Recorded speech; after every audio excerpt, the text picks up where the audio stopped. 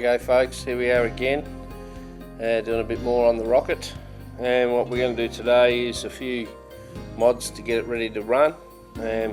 First thing we've got to do is, this is a Dragon Red battery. It's a 3-cell 11.1 volt battery, and the problem we have is that the boat has different connections to the battery. This is basically just got 2 wires on its own, and what we need to do is we need to put one of these on here, which is called a Dean's plug, and you can pick them up at most electronics places. The boat's has already got the male end on, and what we have to do today is put the female end on the battery. So we're going to have a go at soldering that. We're going to use a bit of heat shrink as well, and yeah, we'll have a go at that now and see how we go. Okay folks, my attempt at soldering was absolute rubbish, so what we've done instead is we've just put a couple of normal clamp on connections here, just the spade, the female version of the spades, and that will actually go over the plug. Bang, bang. So we'll do it that way instead.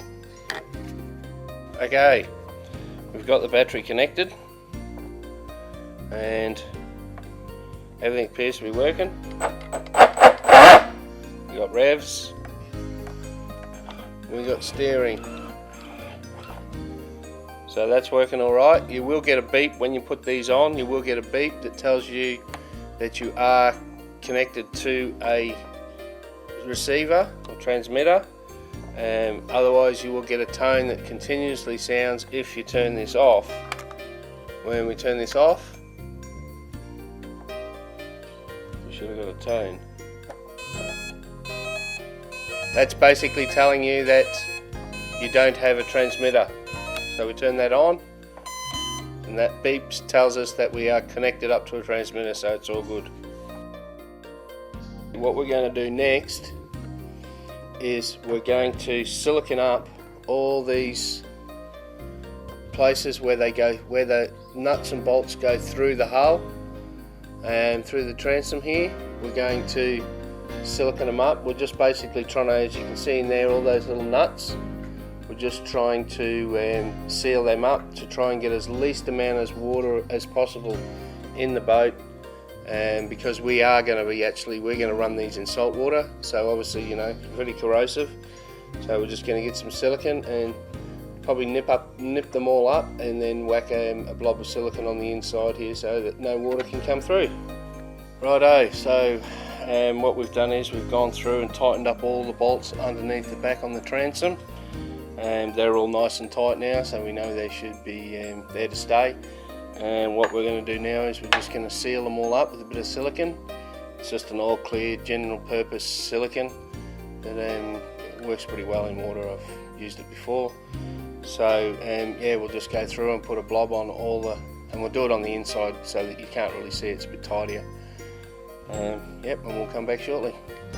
Okay, so that's all the things sealed along the back, and now we're going to my battery tray. They're actually hot glued in from the factory, but this is pretty well failed before the boat's even got in the water.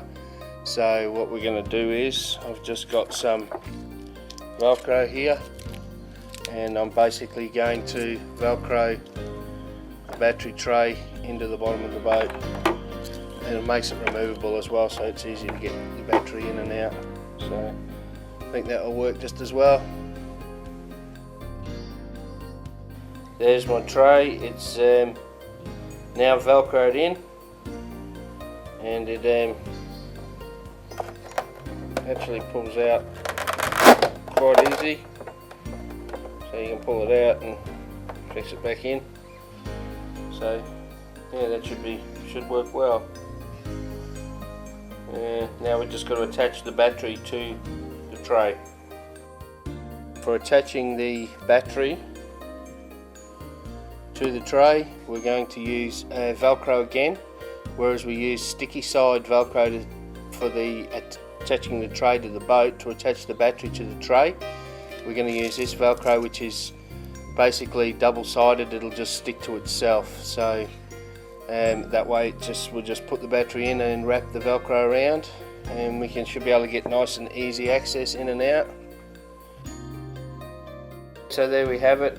Battery is secured with Velcro, reasonably easy to get in and out.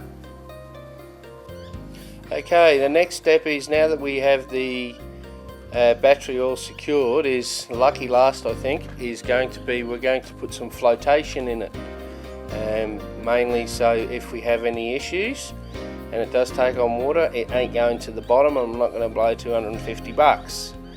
So what we're doing is, inside the box that it came in was some padding to protect the boat. It's like a sort of a very firm kind of polyester. It's full of air. I've tested it flotation wise, and it's really excellent. So we're going to cut this to shape, and we're going to put this up the nose of the boat, and I have another piece here. I'm going to cut a chunk of this, and we're going to put it along one of the sides, and that should give it enough flotation so that if anything does happen, we are good to recover. Okay, that's it there. You can see we've got one lot of flotation there. There's another lot there. Runs right up the front, and then I don't know if you can see it, but right up the front up there, there's another lot. So we've now actually got 3 lots of flotation in there, so I'm really hoping that that should be give us enough flotation.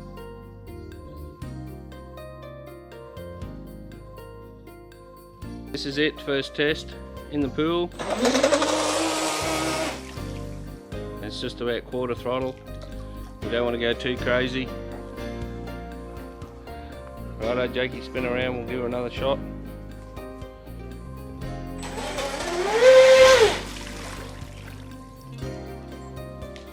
So it looks like it's going to handle pretty well. Yeah, this looks like it's going to be a lot of fun.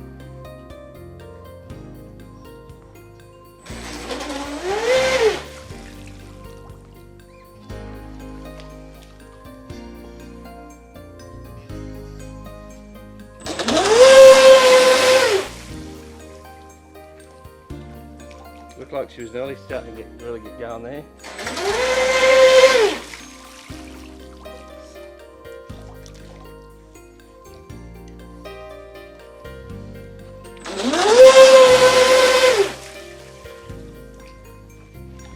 And there you have it.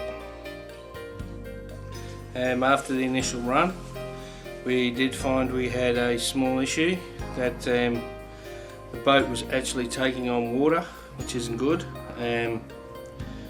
What we found was that the shaft,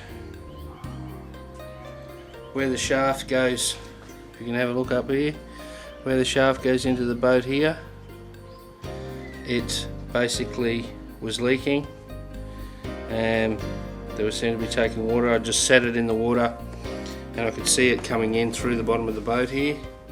So we got the trusty silicone gun out and we siliconed it all up, and we're just letting it dry and hopefully it comes up. So apart from that, yep, pretty impressed with the little machine, and yeah, it should be fun.